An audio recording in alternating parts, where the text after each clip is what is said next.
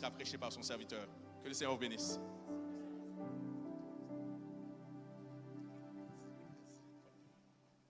Alléluia. Est-ce qu'on peut dire béni soit l'Éternel? Est-ce qu'on peut dire gloire à Jésus? Est-ce qu'on peut dire béni soit l'Éternel? Disons mon âme, bénis l'Éternel, que tout ce qui est en moi bénisse son Saint-Nom. Disons-le encore, dites mon âme, bénis l'Éternel, que tout ce qui est en moi, que toute ma famille, que mon réseau, que ma maison bénisse son Saint-Nom, que mon corps bénisse son Saint-Nom. Pendant que vous dites ça, bon Dieu a guéri. Dites mon corps bénisse son Saint-Nom, que tout ce qui est en moi, que chaque partie de mon corps bénisse son Saint-Nom. Dites aujourd'hui, j'ai la foi en Jésus-Christ. J'ai la foi dans la parole. Mon âme bénit l'Éternel. Que tout ce qui est en moi bénisse son Saint-Nom. Est-ce qu'on peut acclamer le roi des rois? Alléluia. Béni soit l'Éternel. Comment? J'ai dit d'acclamer le roi des rois. Oh yes. Merci Seigneur. Merci Seigneur. Alléluia. Tu mérites la gloire Seigneur. Tu mérites l'adoration. Tu mérites tout l'honneur. Maître de l'univers. Maître de nos vies. Toi qui nous guéris.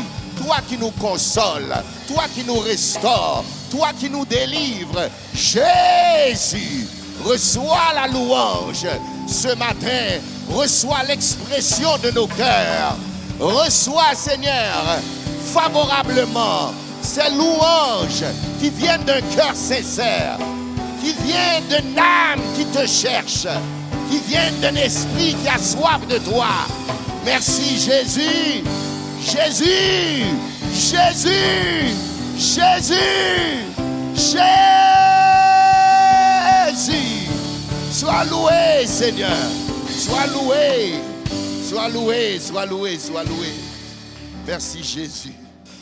Oh, Seigneur, merci encore une fois pour ton peuple, Seigneur. Merci, Seigneur, pour le pasteur Rudy qui fait un travail extraordinaire dans la ville et dans cette communauté. Seigneur Père, merci encore une fois pour sa vie, la vie de son épouse, ce ministère. Et Seigneur Père, on remet toutes choses entre tes mains. Au nom de Jésus. Amen. Église de Dieu Sainteté, je vous salue dans le précieux nom de Jésus. Et je salue d'une manière spéciale, encore une fois, le pasteur Rudy Gresso ainsi que son épouse qui font vraiment un travail. Est-ce que vous pouvez acclamer vos leaders, les amis? C'est pas facile de faire du ministère dans la ville de Montréal. Acclamez-le. Amen. Alléluia. Que Dieu vous bénisse. Donc aujourd'hui, encore une fois, je suis content quand le pasteur m'invite. Believe it or not, les amis, mais moi, je m'invite là. J'aime venir ici, je me sens chez moi.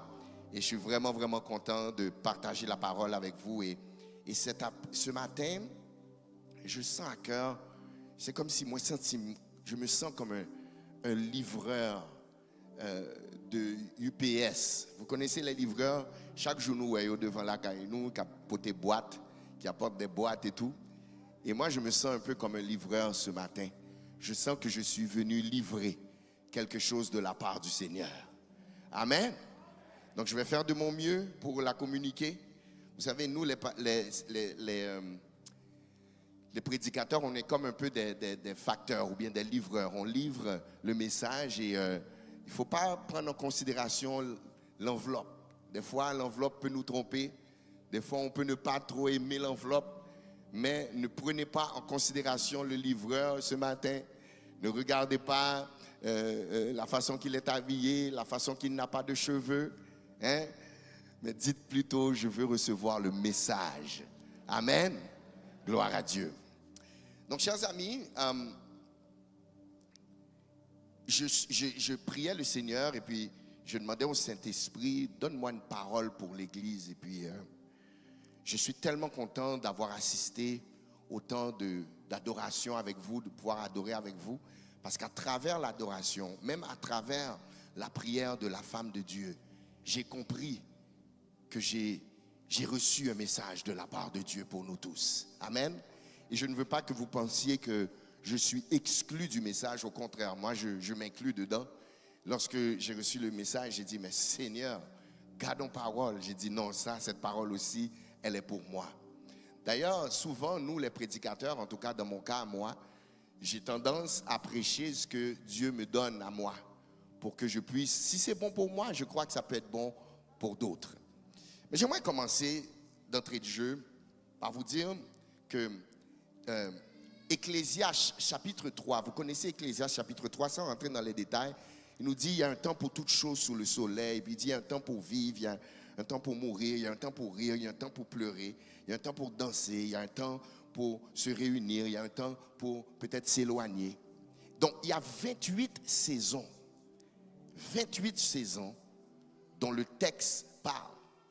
Mais j'ai remarqué, chers amis, que dans les différentes saisons, dans les différentes périodes, en lisant le texte, en relisant le texte, je n'arrive pas à trouver un endroit où ce que dans les 28 saisons, Dieu demande qu'il y a une saison pour abandonner.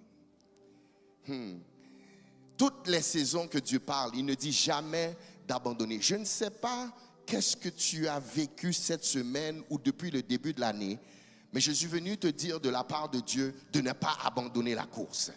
Est-ce que tu peux toucher la personne à côté de toi? Dis-lui, n'abandonne pas la course. Oh, regarde, bon, il y a la personne à qui tu as parlé, elle a fait comme si elle ne t'a même pas vu. Je veux que tu te tournes vers quelqu'un d'autre et tu lui dis, ce n'est pas le moment d'abandonner.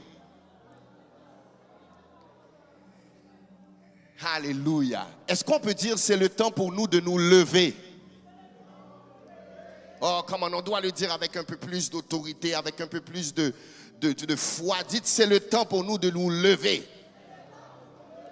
Maintenant, tu vas regarder la personne jusqu'au bout de la rangée et tu vas lui dire, lève-toi au nom de Jésus.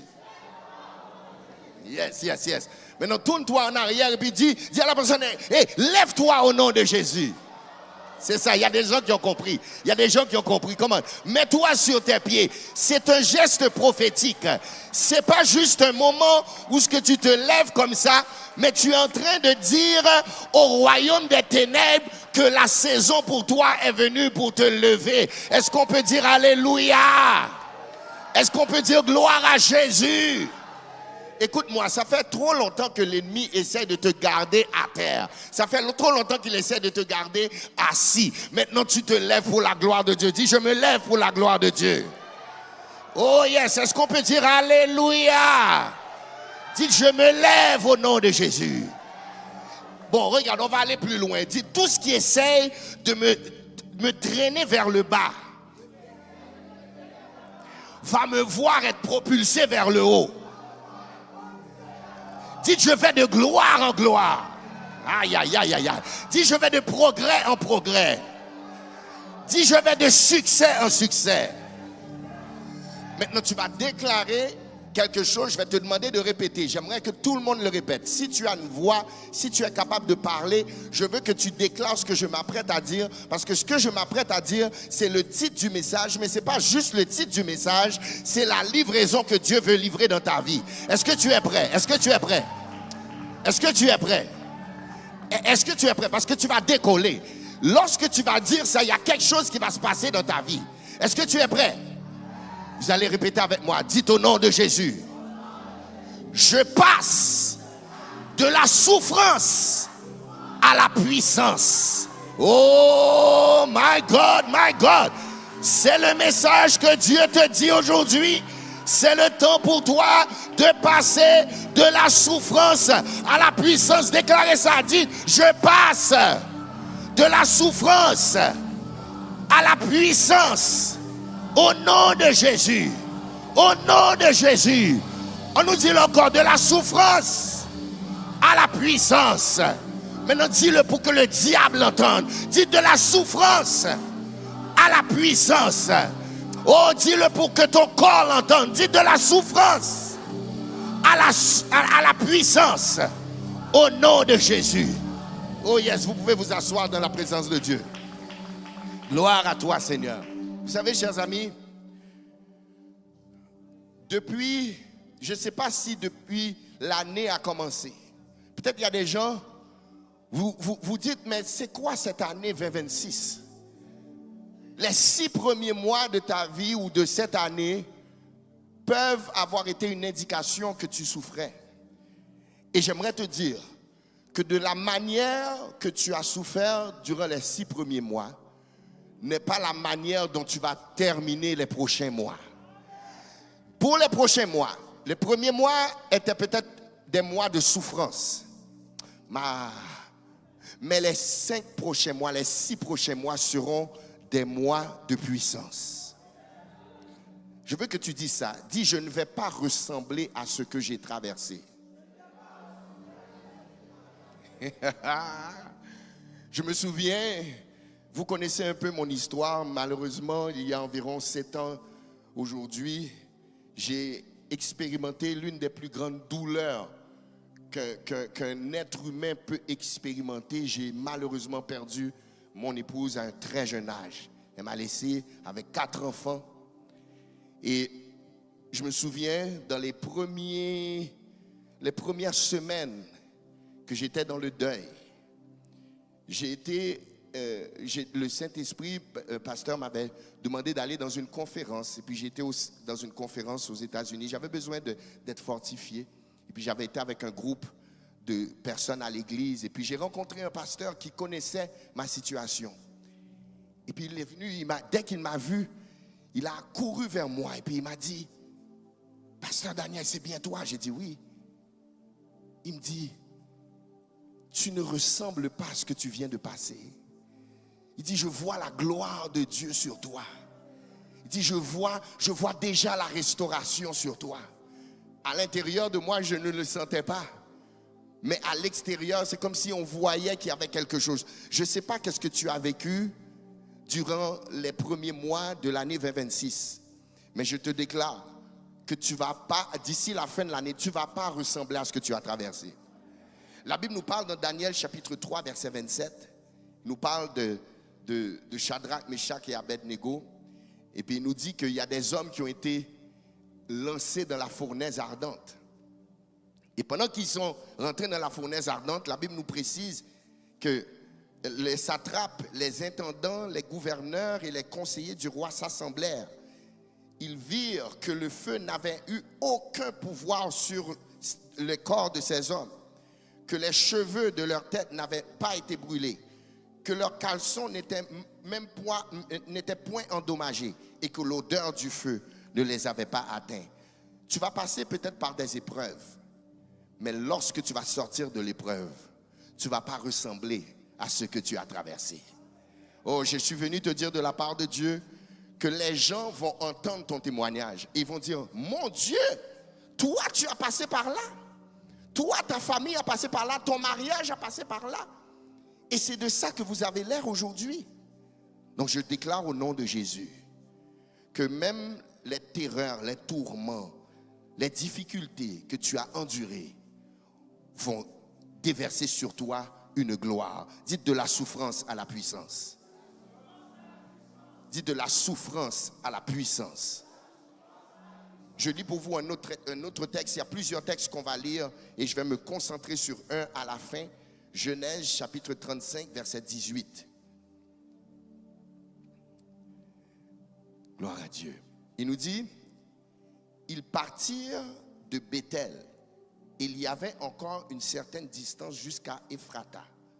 Lorsque Rachel accoucha, elle eut un accouchement pénible. Disons pénible. Donc en d'autres mots, elle a eu un accouchement de souffrance. Verset 17. Regardez bien le texte, les amis. Parce que la livraison va se faire à travers les textes. Il dit, et pendant les douleurs de l'enfantement, la sage-femme lui dit, ne crains point, car tu as encore un fils. Encore verset 17, verset 18. Et comme elle allait rendre l'âme, car elle était mourante, elle lui donna le nom de Ben-Oni. Mais le père l'appela Benjamin. Aïe, aïe, aïe. Est-ce qu'on peut dire Ben-Oni? Disons Ben-Oni encore une fois. et disons Benjamin. Maintenant, lorsque la femme de Jacob est décédée en accouchant, elle a appelé son fils Ben-Oni, qui signifie fils de ma douleur ou fils de ma souffrance. Mais lorsque Jacob a entendu ça, il a dit non. Il dit on ne va pas l'appeler fils de ma douleur ou fils de ma souffrance. Il a dit non, on va l'appeler Benjamin, qui veut dire fils de ma droite ou fils de ma force ou fils de ma puissance. Il y en a un qui a décidé de l'appeler souffrance. L'autre a dit puissance. La même personne, attendez bien, oui, écoutez-moi bien, la même personne, il va dire, non, lui, c'est souffrance. Non, là on dit, non, c'est pas souffrance, c'est, je vous entends pas, on dirait que vous n'êtes pas là. Il y en a un qui a dit que son nom sera souffrance. L'autre a dit son nom sera puissance. Est-ce que les deux se contredisaient? Non, les amis. Non, ils ne se contredisaient pas. Les deux avaient raison. Vous savez pourquoi? Parce qu'il y a toujours une souffrance avant une puissance. Ben-Oni, l'histoire de Jacob ici nous montre qu'il faut comprendre que dans la vie, Dieu, lorsqu'il veut t'emmener à une puissance, il va commencer par permettre une souffrance.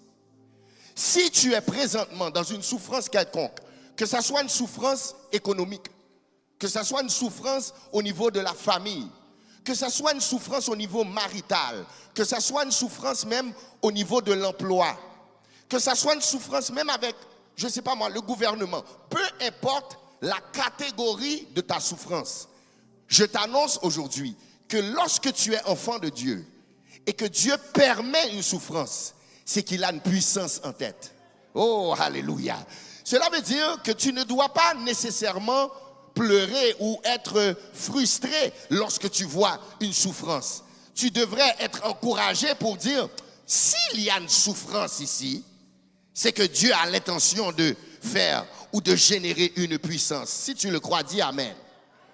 Donc, une grande puissance va toujours passer ou va toujours prendre naissance à partir d'une grande souffrance.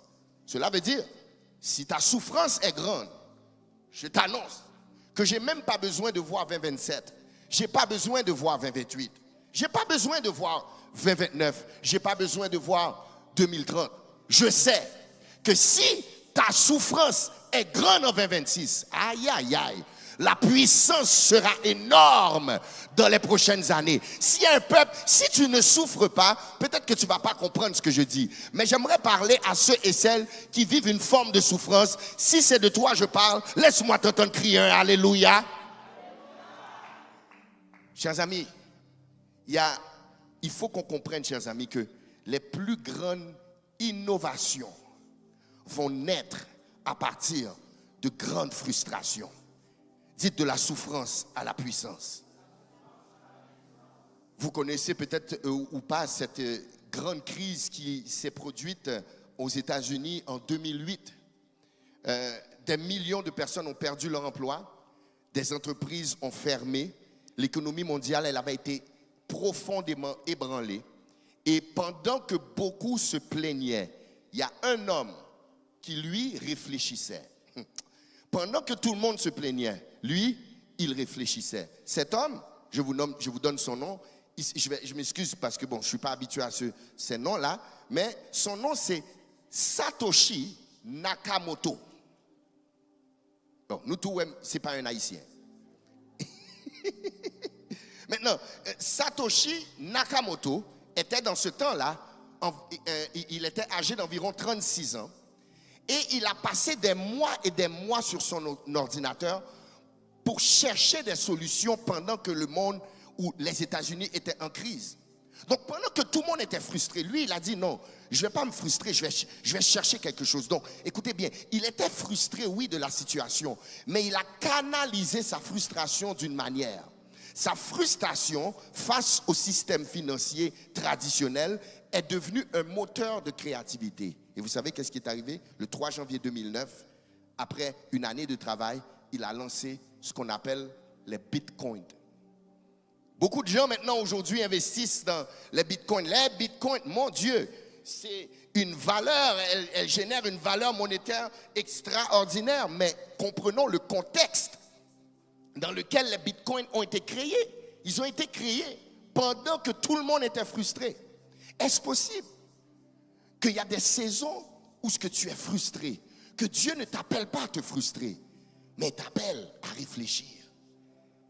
Est-ce possible que la frustration maritale dans laquelle tu te trouves aujourd'hui est une opportunité pour générer une puissance maritale que tu n'aurais jamais pensé? Il n'a pas été simplement frustré, il a transformé sa frustration en innovation. Les amis, je crois que l'Esprit de Dieu veut nous dire aujourd'hui que dans toute notre frustration, nous avons la possibilité de générer une innovation. Est-ce que tu es là avec moi? Donc, ce qui te frustre, écoute-moi bien, ce qui te frustre, souvent c'est un indice de quelque chose que Dieu t'appelle à corriger. Saviez-vous, les amis, que la majorité des grandes inventions ont été créées à partir de gens qui étaient tannés de quelque chose? Tannés de quelque chose. Est-ce possible que présentement, la colère que tu as, la frustration que tu as par rapport à cette situation, que Dieu ne te donne pas une opportunité pour la changer? Il y a une femme qui s'appelle Katie Piper. J'aime prendre des exemples de vie. Ensuite, j'amène le texte et vous allez comprendre parce que je veux que tu sortes d'ici édifié. Katie Piper est une jeune mannequin qui avait un avenir extraordinaire. Et cette femme, elle était en demande partout. Tout le monde la voulait. Katie Piper, un jour, vous irez Google son nom. Je ne voulais pas apporter la photo parce que je ne voulais pas faire peur. Mais pourquoi je dis ça? C'est qu'à un moment donné, elle était extrêmement belle au point que tout le monde la voulait. Mais les amis, elle s'est retrouvée dans une relation où son compagnon a été jaloux d'une situation au point qu'elle a dit que je voulais, elle l'a laissé. Et qu'est-ce que le jeune homme a fait? Malheureusement, il a brûlé le visage de la fille. Au point qu'elle a été dévisagée, au point que on craignait pour sa vie. Il a brûlé gravement au point que même les médecins disaient ils ne savaient pas si elle allait vivre. Mais gloire soit rendue à Dieu, cette femme avait la foi en Christ. Et aujourd'hui, sans rentrer dans les détails, elle a non seulement reçu Jésus-Christ comme son sauveur, mais cette femme-là, elle s'est mariée. Ensuite, elle est devenue une mère. Ensuite, elle a repris sa carrière de mannequin. Ensuite, elle est devenue un auteur. Ensuite, elle a généré des entreprises. Ensuite, elle a généré une fondation pour aider les femmes qui étaient battues ou bien des femmes qui étaient violentées. Cette femme a transformé sa souffrance en puissance. Ésaïe 61 nous dit qu'il nous donne un diadème au lieu de la cendre, une huile de joie au lieu du deuil. Jésus est rentré dans le tombeau complètement dévisagé. Mais 3 jours après, il a été restauré. Sa souffrance a été transformée en puissance. Maintenant, j'aimerais te dire quelque chose qui m'excite. Jésus a été guéri en seulement 3 jours. Les amis, l'histoire nous raconte que Jésus était tellement défiguré qu'on ne le reconnaissait pas. Maintenant, cette même personne-là, qui avait été défigurée en 3 jours, il a été restauré. Vous savez qu'est-ce que ça veut dire? Ça veut dire qu'il y a une onction d'accélération. Je prie que Dieu te restaure rapidement. Je prie que Dieu fasse un travail dans ta vie qui est rapide. Est-ce qu'il y a des gens qui veulent qui comprennent qu'ils sont dans une souffrance, mais ils veulent que Dieu le fasse rapidement? Si c'est de toi, je parle, dis Amen. Dis béni soit l'Éternel. Regardez les amis, cette affaire de l'Esprit de Dieu, on est béni, on est chanceux, on est choyé. Regardez, l'université de Duke a fait une recherche aux États-Unis. L'université Duke, c'est une université en Caroline du Nord, et ils ont démontré, ils ont fait une longue étude. Celui qui était derrière cette recherche, c'est Harold Koenig de l'université Duke. Ils ont constaté, ils ont prouvé que ceux et celles qui ont la foi guérissent plus vite. Ils ont fait une recherche où il y avait des gens qui étaient malades sans la foi en Jésus-Christ versus ceux qui étaient malades mais qui avaient la foi en Jésus-Christ. Et ils ont fait une analyse et ils ont remarqué que ceux qui avaient la foi en Jésus-Christ guérissaient plus vite. Dites accélération. Dites encore accélération. Dites au nom de Jésus, j'ai la foi que l'Éternel me guérit rapidement au nom de Jésus. Dites, je crois ce matin que l'Éternel le fait rapidement. Depuis le début, la servante de Dieu n'arrête pas de parler de guérison. En plus de ça, l'autre servante qui chantait, elle chante la guérison. Moi, je ne sais pas pour vous, mais moi, il y a des choses que je dis à Dieu, ne me laisse pas les entendre. Parce que moi-même, je ne vais pas plaguer jusqu'à ce qu'on fasse. Je ne vais pas arrêter de te tenir jusqu'à ce que tu le fasses. Donc moi, je ne sais pas s'il y a des gens qui sont malades dans ce lieu. Je ne sais pas s'il y a quelqu'un qui a une douleur à quelque part dans ton corps. Si c'est de toi, je parle.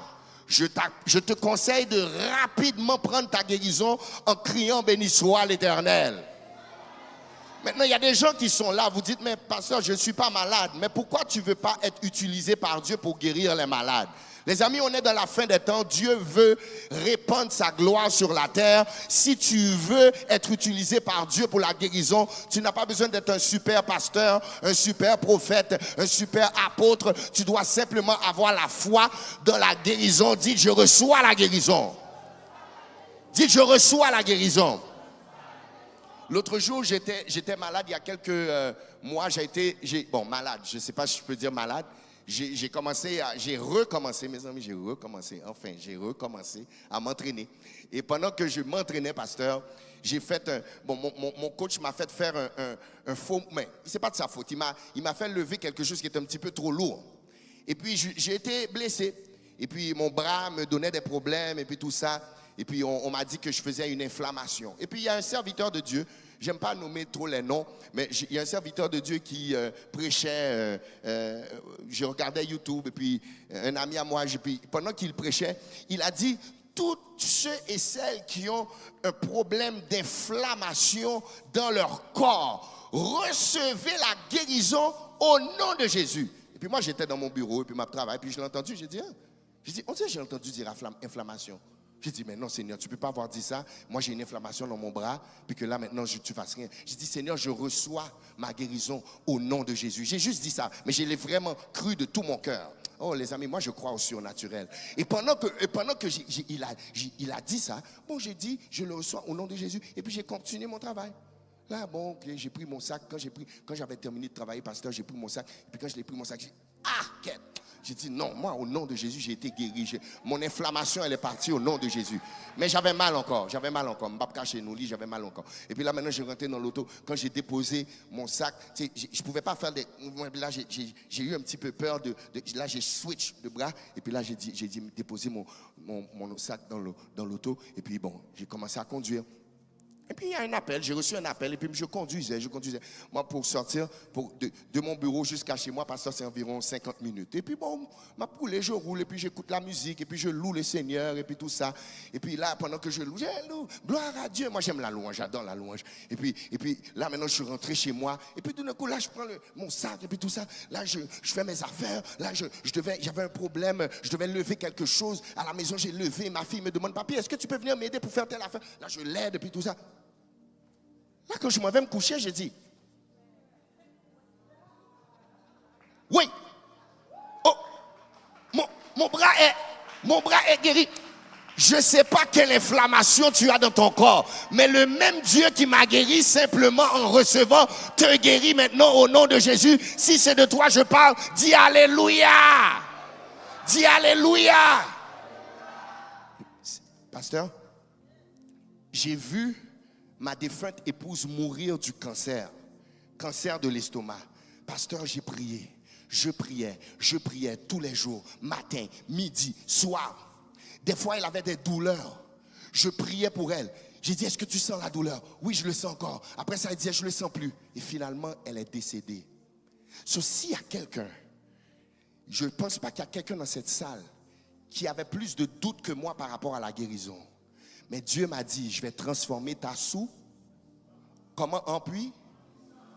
Qu'est-ce que j'ai dit? Dieu a dit, il va transformer ma souffrance en... Dieu m'a dit, non. Est-ce possible que la foi que tu avais manifestée pour guérir ta femme, pour que je guérisse ta femme, j'ai fait ma volonté. Mais qui te dit que ce que tu as prié est terminé?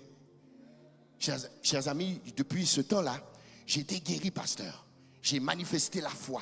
Et puis j'ai appelé le serviteur de Dieu qui avait fait cette prière, puis je lui ai donné mon témoignage.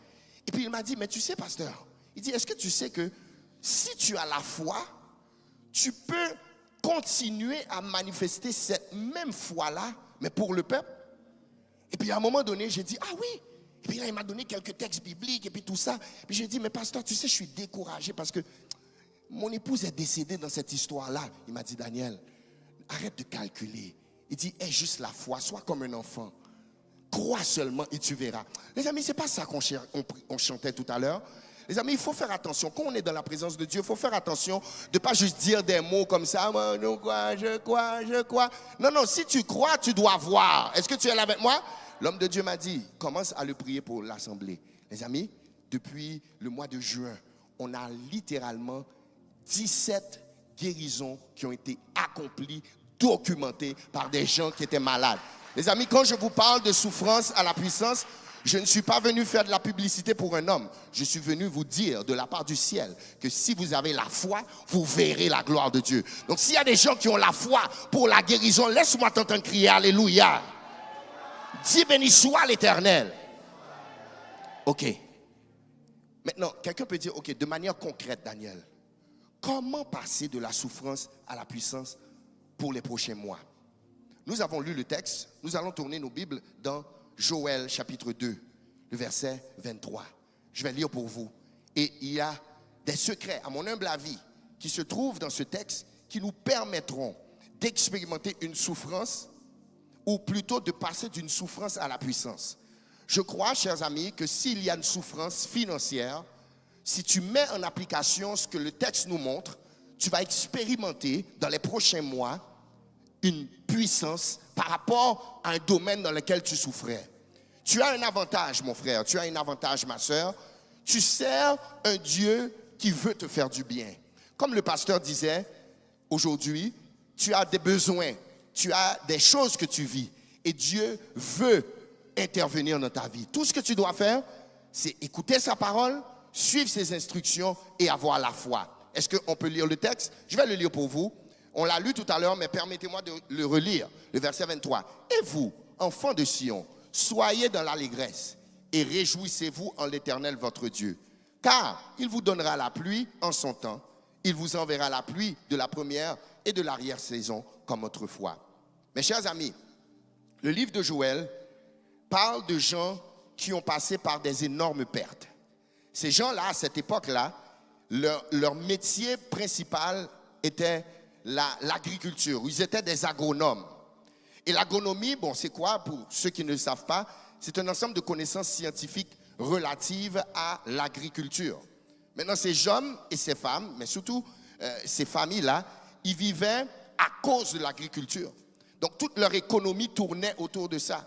Donc, quand on parle de semences et de récoltes, il faut comprendre dans la parole de Dieu, il y a beaucoup d'images comme ça. Pourquoi? Pourquoi? Parce que c'était le moyen économique. Suive-moi. Nous allons compter, on s'en va quelque part. Maintenant, dans Joël 2, ils sont en train de traverser une saison de famine terrible. Pourquoi? Parce qu'il n'y avait pas de pluie, numéro 1, et ils avaient connu une invasion de sauterelles. Maintenant, aujourd'hui, quelque chose comme ça arrive. Tout ce qu'ils vont faire, c'est qu'ils vont envoyer des avions, qui vont envoyer les pesticides sur tout le terrain, et puis tout est réglé. Mais dans ce temps-là, il n'y avait pas d'avion. Dans ce temps-là, il n'y avait pas les produits chimiques pour éliminer les sauterelles. Est-ce que vous comprenez à quel point le problème était gros? Donc, ces gens-là avaient traversé un labeur acharné. Les gens, ils ont semé. Les gens, ils ont travaillé là. Ils ont travaillé sans relâche. Semer, planter, suer, souffrir, à s'attendre à des meilleurs résultats. Et écoutez ça, la moisson ne vient pas. Au contraire, les fléaux sont en train de s'accomplir. Donc, en d'autres mots, le peuple est en train de passer par une souffrance économique grave. Est-ce que vous êtes là avec moi cet après-midi? Et au milieu de cette souffrance, maintenant, lorsqu'on parle de souffrance économique, je veux que vous réfléchissiez là. Les baguettes comme nos cailles, c'est comme un effet domino. Hein? Quand il y a pas de, quand l'homme n'apporte pas la nourriture, n'apporte pas l'argent dans la maison, qu'est-ce que la femme commence à faire? Excusez-moi, oui, mesdames, avec tout le respect que je vous dois, oui, mais la madame n'est pas contente. Hein? Est-ce que mesdames nous dit amen? Bon, moi, tu dis amen, non? Hein? C'est quoi ça? Tu es là, hein? Chaque jour, moi je suis là, je m'occupe des enfants, je fais le travail, et puis il n'y a rien qui rentre. Donc quand il n'y a pas d'argent, les amis, il y a du boudage. Les enfants veulent des choses, et puis là maintenant, papy ne peut pas acheter, ou bien maman n'a pas d'argent. Mamie, aujourd'hui, mamie, est-ce qu'on peut acheter, est-ce que tu peux faire un légume? Mamie, il y a fait longtemps. Chérie, il n'y a pas d'argent pour légumes. Les amis, ne pas avoir d'argent dans une famille, ça génère des souffrances qui sont terribles. Peut-être qu'il y a des gens, vous ne voulez pas dire amen parce que vous ne voulez pas dire amen trop fort pour pas que tout le monde sache que vos histoires. Hein? Alors nous plutôt dire amen non que nous. Mais je sais que lorsqu'il y a des problèmes d'argent, ce n'est pas drôle. C'est exactement ce qui se passe. Et au milieu de tout ça, au milieu de la souffrance, Dieu leur envoie un prophète. Dieu leur envoie une parole. Dieu leur envoie un message. Dieu leur envoie une directive. Dieu leur envoie un UPS pour leur dire, regardez, voici comment vous allez générer, voici comment vous allez régler ce problème de souffrance. Je relis encore. La première chose qu'il va leur dire dans le verset 23, ça va apparaître à l'écran. Regardez ça. Il dit, et vous, enfants de Sion, soyez dans l'allégresse. Et quoi? Qui ça? Qui ça, ça veut dire quoi? Je vous dis, arrangez-vous pour parler créole sur la terre parce qu'on va parler créole au ciel. Attends, Seigneur, je suis en train de souffrir et tu me dis de me réjouir. Attends, Seigneur, je suis en train de souffrir et tu me demandes de sourire. Au milieu de ça, il dit, soyez dans l'allégresse. Numéro 1, écrivez ça pour vous qui prenez des notes. La première chose que tu dois faire pour passer de la souffrance à la puissance, soyez dans la félicité. Dites, soyons dans la félicité. Dites-le encore, dites, soyons dans la félicité. C'est-à-dire, en plein milieu d'une saison de perte, Dieu leur dit, soyez joyeux.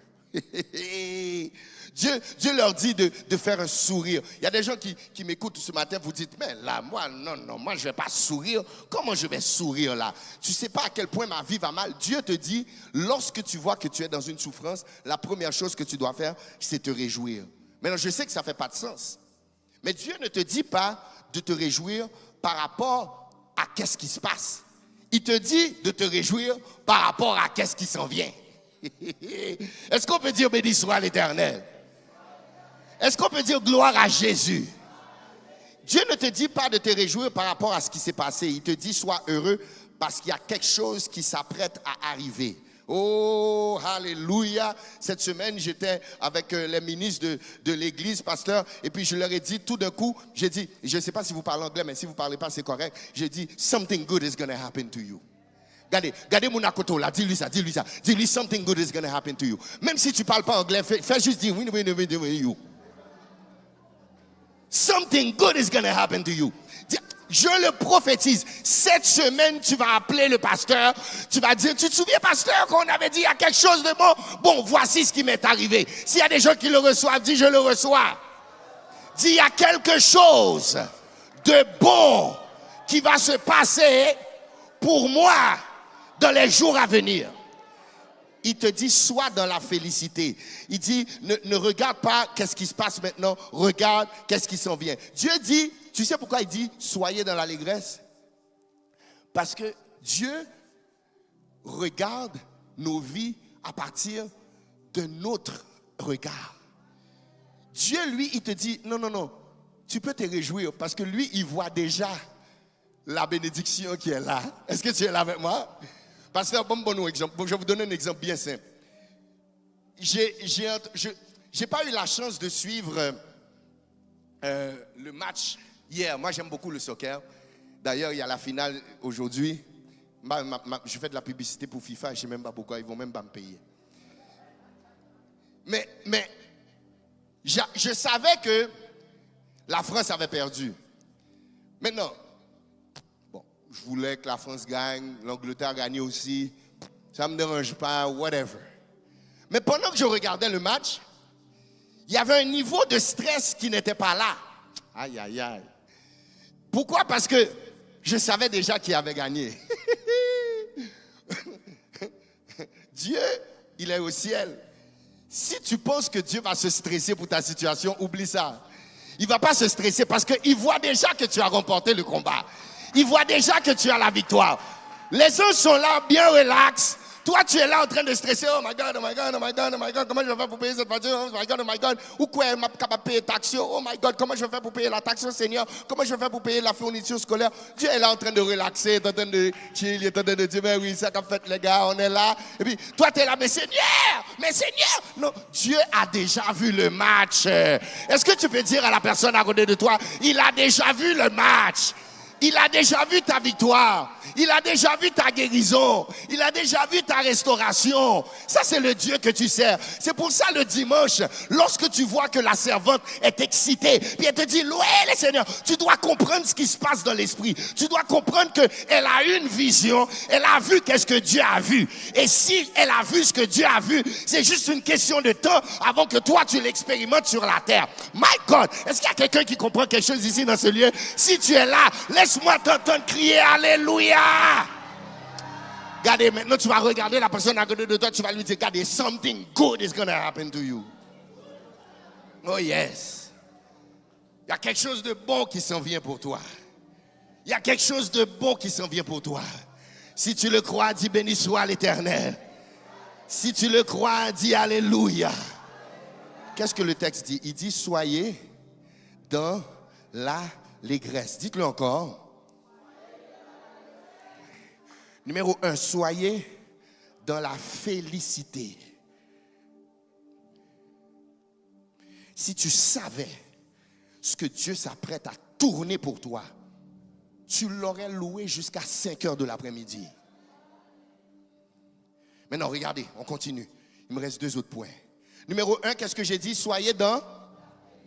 Dites-le plus fort, dites-le. Soyez dans...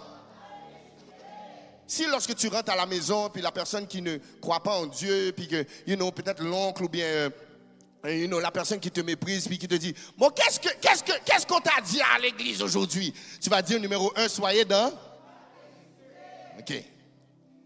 Numéro 2, le texte nous dit, et vous, enfants de Sion. On nous dit ça. Dites, et vous, enfants de Sion. Répétez encore. Dites, et vous, enfants de Sion. Attendez une minute. Au milieu de la souffrance, Dieu leur dit, soyez dans la félicité. Mais il dit aussi, rappelez-vous de votre identité. Ça veut dire, quand il dit enfant de Sion, ça fait référence aux enfants de Dieu. Dites enfants de Dieu. Donc, Dieu dit au milieu de la souffrance, qu'est-ce qu'il dit? Rappelle-toi de la relation que tu as avec lui. C'est pour ça que c'est important d'avoir une relation avec Jésus. Ta relation avec Christ est comme une assurance. Écoute bien, lorsque tu as une relation avec Jésus, il y a des exceptions à laquelle tu peux t'attendre. Il dit, soyez dans l'allégresse, mais rappelez-vous de qui vous êtes. Pourquoi? Parce que je vais vous faire grâce. Est-ce que tu es là avec moi? Dites, Seigneur, fais-nous grâce.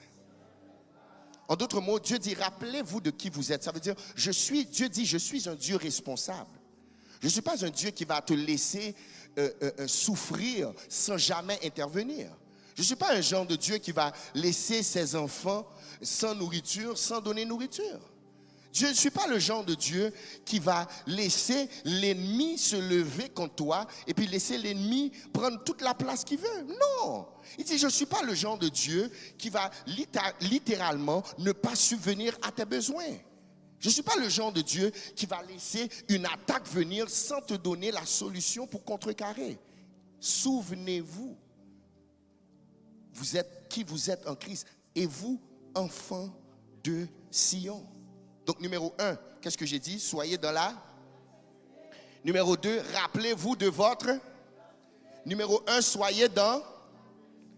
Oh, on dirait que vous ne me suivez pas. Numéro 1, soyez dans la. Numéro 2, rappelez-vous de votre. Et numéro 3, il est là dans le texte. Il dit, et vous, enfants de Sion, soyez dans l'allégresse et réjouissez-vous en l'Éternel, votre Dieu. Car il vous donnera la pluie en son temps. Il vous enverra la pluie de la première et de l'arrière-saison. Voici qu'est-ce qu'il faut souligner. Comme autrefois. Numéro 3, rappelez-vous de sa fidélité. Numéro 1, soyez dans la. Numéro 2, rappelez-vous de votre. Et numéro 3, rappelez-vous de ça. Ça veut dire, lorsque tu souffres, pour transformer ta souffrance en puissance, il faut que tu sois en mesure de chanter des chants que ma mère chantait en créole. L'homme songer, côté m'teye, moi levé même en l'air pour m'adorer. L'homme songer, côté m'teye, moi levé même en l'air pour m'adorer. L'homme songer côté m'teye, moi levé même en l'air pour m'adorer. Jésus m'adorer et me louer, Seigneur. Encore une fois, l'homme songer, côté m'teye, moi levé même en l'air pour m'adorer. L'homme songer, côté m'teye, moi levé même en l'air pour m'adorer.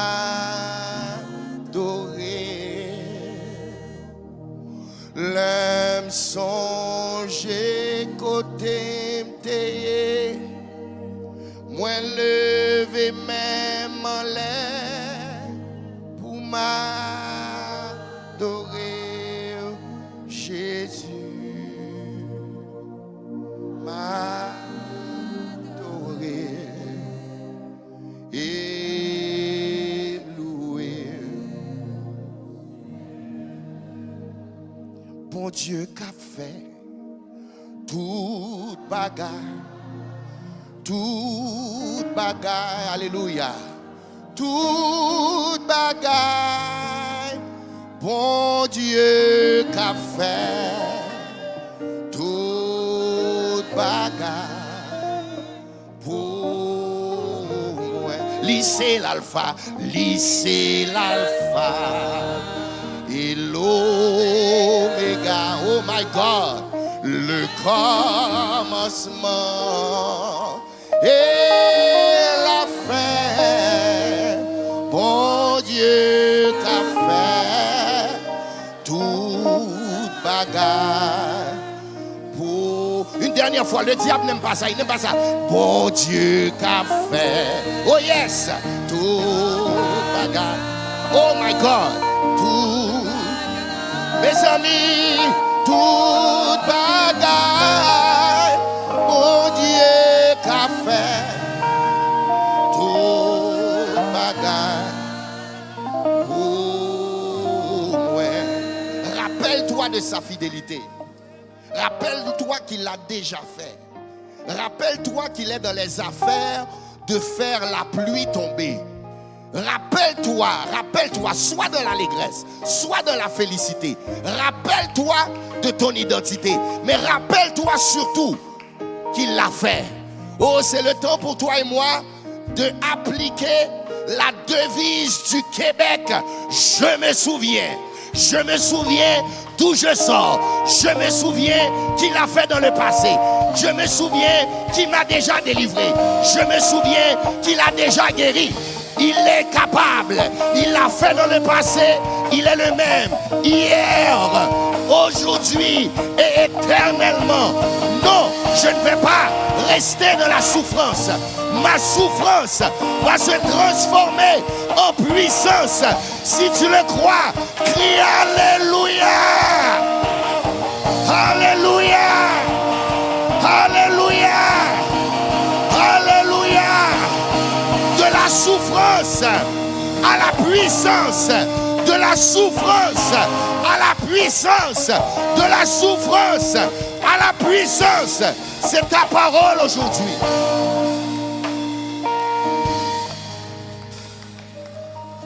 Je vais conclure avec ceci. Pasteur, j'aime parler. Il faut qu'on soit des prédicateurs respectueux. J'aime le pasteur Rudy parce qu'il est un homme de la parole. On a lu des textes ensemble. On a prié ensemble. On a fait de notre mieux pour vous donner des interprétations des Écritures. Mais je crois que parfois, une image vaut 1000 mots. Ou est-ce que moi, je suis limité dans ma communication? Je crois qu'une image peut dire un mot. L'autre jour, pasteur, j'ai été faire des clés. Vous savez, lorsqu'on va... Vous permettez que je descende dans un but de... Pour permettre à tout le monde de voir. Lorsqu'on va au Canadian Tire, je ne sais pas si vous avez déjà fait faire une double de clés. Lorsqu'on vous donne une clé, normalement, vous allez donner une clé pour reproduire. La clé qu'on vous donne, elle est droite, c'est une ligne droite. Mais après, voici le résultat, bien sûr, de la clé lorsqu'ils ont terminé. Ils ont pris la clé et puis ils l'ont sciée.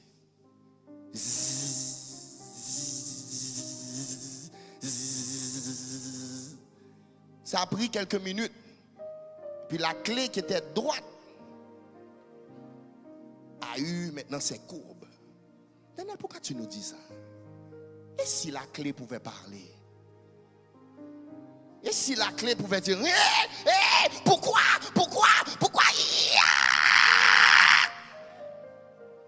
t'es en train de me couper? Ça fait mal. Mes amis. Mais pourtant, la clé est en train d'être blessée, est en train de souffrir pour qu'elle devienne une puissance que lorsqu'on va la rentrer, dans une porte, on va entendre un clic. Dieu m'a dit de vous dire, chers amis, vous avez souffert, on vous a coupé, on vous a frappé, on vous a blessé. Mais Dieu dit, je suis en train de faire de toi une clé. Et tu vas voir, ta vie est une clé qui va rentrer dans une porte spécifique. My God, ta souffrance n'est pas une souffrance en vain. Dieu t'a coupé dans des endroits spécifiques. Chaque clé sont différentes. Et écoutez bien, la gloire de la clé se révèle dans la porte. C'est lorsque tu vas rentrer dans ton appel. C'est là que tu vas rentrer dans ta bénédiction. C'est là que tu vas comprendre pourquoi tu souffrais comme tu souffrais. Je suis venu encourager quelqu'un de la part de Dieu ce matin pour te dire que j'ai pas besoin de savoir c'est quoi la souffrance dans laquelle tu passes. Que ça soit une souffrance économique, que ça soit une souffrance familiale, que ça soit une souffrance maritale, que ça soit une souffrance dans l'église, que ça soit une souffrance avec le gouvernement. Peu importe ta souffrance, Dieu est très intentionnel dans ce qu'il permet à ce qu'il te coupe.